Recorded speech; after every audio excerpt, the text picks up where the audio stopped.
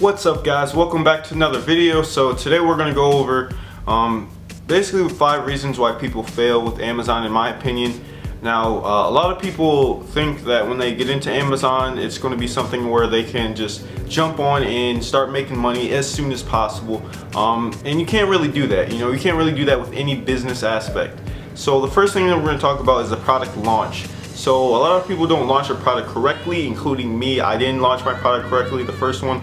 And basically what happened was, you have a good product. I'm sure a lot of people find amazing products, that's out of the question. But what happens is they don't launch it correctly, and they don't rank for their keywords correctly, and they don't give away enough units correctly in order to rank on the first page. And the way you can do that is using launch services like ByroLaunch, ZonJump. You can use JumpSend, but I don't really recommend that.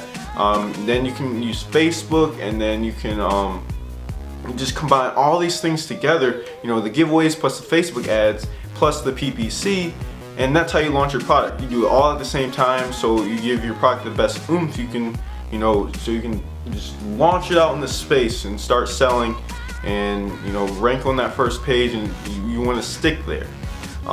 And also when you do your giveaways as well, a lot of people don't consider the fact that you have to pay for the giveaway fees and stuff, because you know how you get a fee like of $6 or so every time you sell a product. You have to consider that as well when you're doing your giveaways.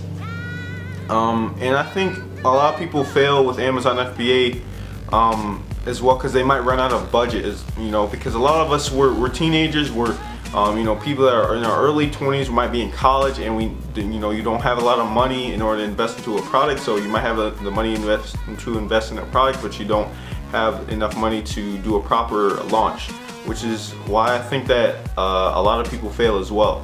So going on to the second thing is not differentiating. So differentiating, that can mean a lot of things, whether it comes to reviews, whether it comes to the color, the quality, and starting out, if you have a different colored product, that's probably one of the best ways to differentiate yourself from everybody else. And what I mean by a different color, I don't mean something absolutely crazy off the charts, like something practical, right? If you're gonna sell those Anglizer rulers like we were talking about before, everybody has a yellow Anglizer ruler. And what I did for my first product about a year ago or so, I literally just threw it on the marketplace. The same product looked like everybody else's, and that's another reason why I didn't sell. You got to ask yourself, like, why is my product, why would people want to buy my product as compared to everybody else's? So once you answer that question, and you figure out why your product is different and why other people want to buy it, then that's when you know that other customers are going to consider your product. That's when you know that people are going to buy your product. So when you can, instead of selling a yellow Anglizer ruler, you can sell maybe a blue one, or maybe a black one, something that other colors people might like. And another thing too is think about the quality of the product. People might not buy your product because it's maybe flimsy, or it looks plastic, it looks cheap, right? And everybody else is the exact same. And that's the problem with the product that I'm doing now too. And I bought the bad quality of the product, and if you do that, you're going to get more bad reviews, you're going to get more returns. We don't want that. And the best way to make sure you have good quality of the product, make sure you get samples, make sure you get good pictures from the supplier, and on top of that, just order the better quality one. If you have an option between a plastic one and a steel one, or a welded one, just go for the welded one. Go for the one that's steel. Go for the one that is going to survive the shipping process, the one that people aren't going to break that easy, and people are going to make good reviews and compliments about. So here's a secret with you guys. I already shared it multiple times. If you want to get a jump start on people in the marketplace, and especially in very low competition markets, do a video review. A video review is amazing. I don't mean yourself do a video review. I mean like get someone to do a video review for you for a verified purchase. It's going to help. It's going to go a long way. It's literally like, a lot of people don't think about this, because they think it's hard, or they don't want to take the time, they're too lazy. But do a video review.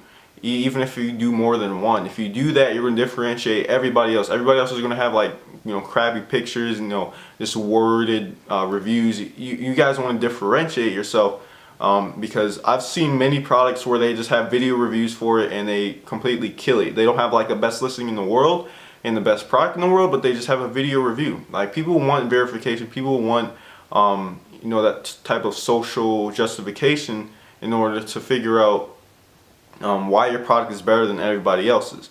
You know, one product may look better than somebody else's, but if they don't really know exactly what it's all about, what it, you know, how good it is or what quality it is, you know, every spec and every detail about it, then, you know, they'd rather buy the product that has a complete video review about it, as compared to the one that looks better, you know. So let's see here. And then of course bundling your products. You know, if for the Angulizer ruler, you don't have to, or for the Angulizer ruler, another thing I didn't throw on things like a, you know, maybe a thank you card, or, you know, some type of bag to put it in, or some nice box to put it in, or maybe, you know, a pencil, or maybe some type of protractor or whatever.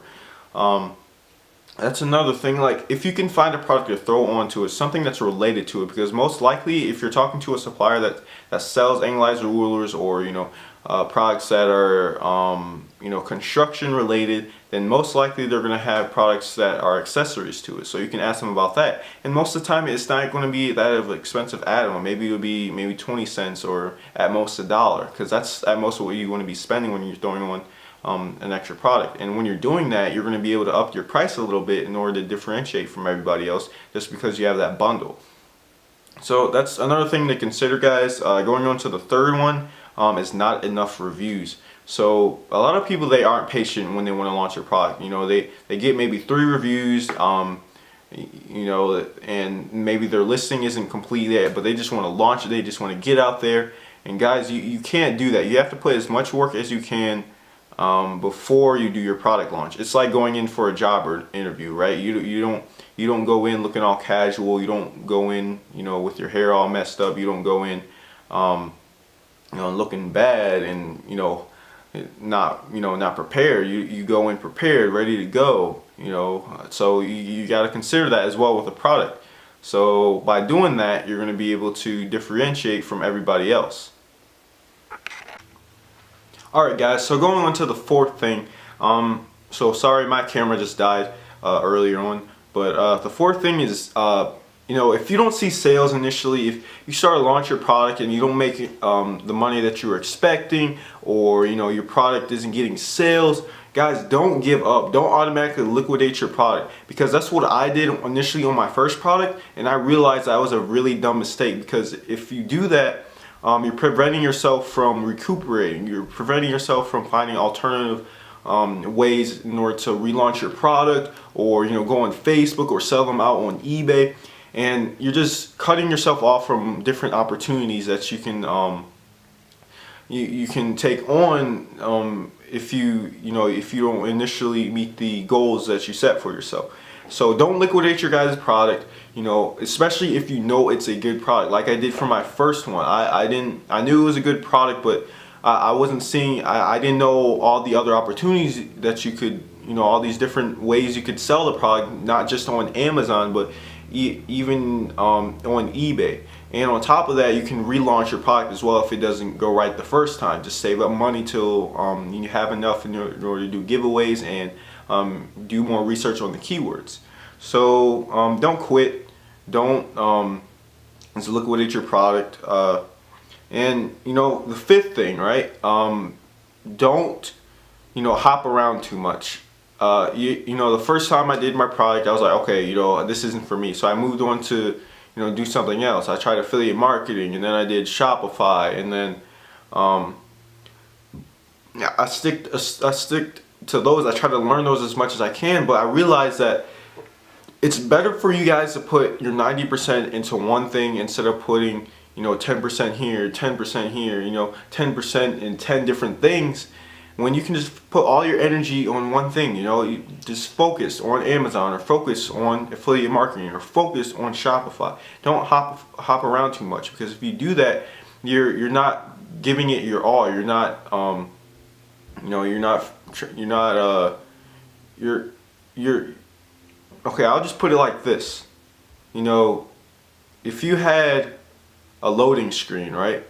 And okay.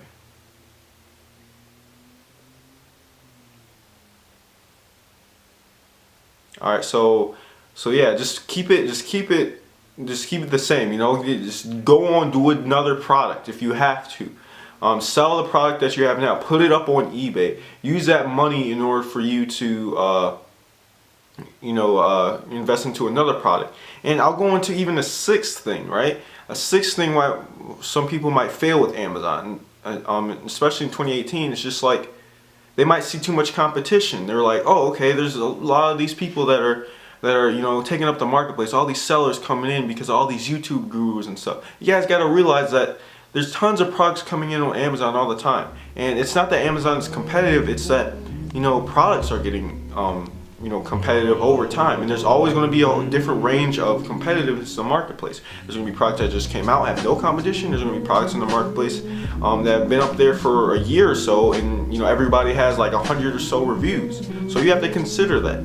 Like, it's not that Amazon's competitive or too jam-packed. Amazon's growing every single day, and if you invest your money into it, the worst thing that can happen is that you get it back, right?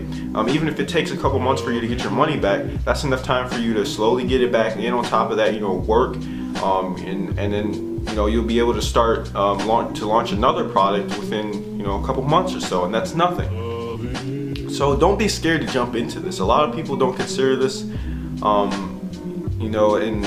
don't be afraid. I'd say the sixth thing is probably the #1 reason why a lot of people don't jump in, because they're too scared. They're too scared financially.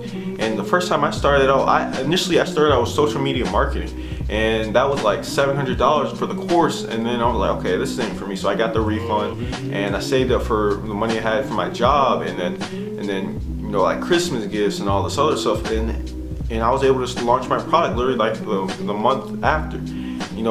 Don't hesitate.